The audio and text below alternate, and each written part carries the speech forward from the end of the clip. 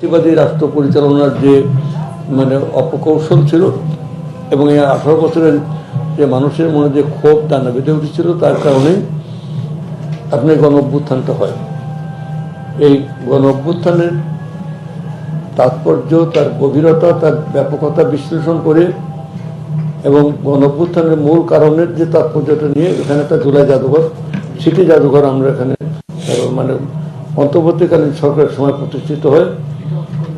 মানে প্রফেসর ইউনূস সাহেবের সরকারের সময়, যেটা পরবর্তী সময় আমরা এসে এর কিছু পরিবর্তন আমরা আনার চেষ্টা করি। সেটা হলো যে এখানে একটা নতুন বিল পার্লামেন্টে উত্থাপন করে জাদুঘর পরিচালনার কমিটি, মানে সেখানেও কিছু কিছু ভুল ভ্রান্তি থাকতে পারে, মানে ভুল ভ্রান্তি না, গ্যাপ থাকতে পারে, গ্যাপ, এটা যে কোনো সময় আমরা পূরণ করতে পারবো, সে অধিকার মানে আইনই দেওয়া আছে এবং সেভাবে আমরা একটা মানে পরিচালনা কমিটি করেছি। এই পরিচালনা কমিটি হওয়া এবং সেটা গেজেট আকারে পাস হওয়া পর্যন্ত একটু সময় লেগেছে। মানে এইটি জুলাই জাদুঘরের একজন মহাপরিচালক বা অন্যান্য পদে যারা থাকবে সেখানে অতিরিক্ত দায়িত্ব নিয়ে অন্তর্বর্তীকালীন সরকার জাতীয় জাদুঘরের ডিজি সাহেবকেই ওখানে অতিরিক্ত দায়িত্ব দেওয়া হয়েছে।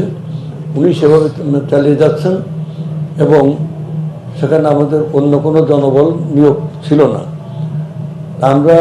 আইন সংশোধন না করে এবং আপনার এটা জনপ্রশাসনের ইয়ে লাগে, সেটা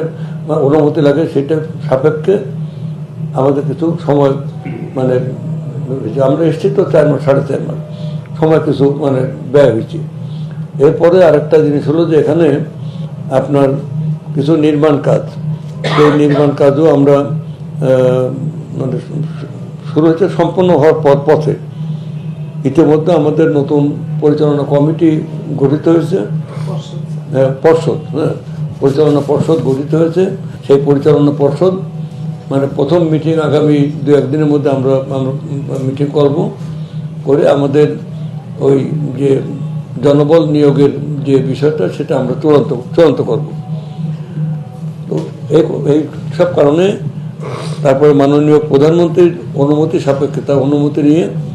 আমরা এই জুলাই জাদুঘরটা আনুষ্ঠানিকভাবে উদ্বোধন করব। মানে প্রধানমন্ত্রীর অনুমতি, মানে তিনি সময় কবে দিতে পারবেন অথবা তিনি মানে অনুমোদন তো সময়ের কত তারিখে করা উচিত বলে উনি মনে করেন, সেটা ঠিক হলেই আমরা অতি দ্রুত সুনির্দিষ্ট দিন তারিখ বলাটা এটা সমীচীন হবে না, অতি দ্রুত আমরা আমাদের প্রয়োজনে অতি দ্রুত সেই জুলাই জাদুঘর, স্মৃতি জাদুঘর আমরা উদ্বোধন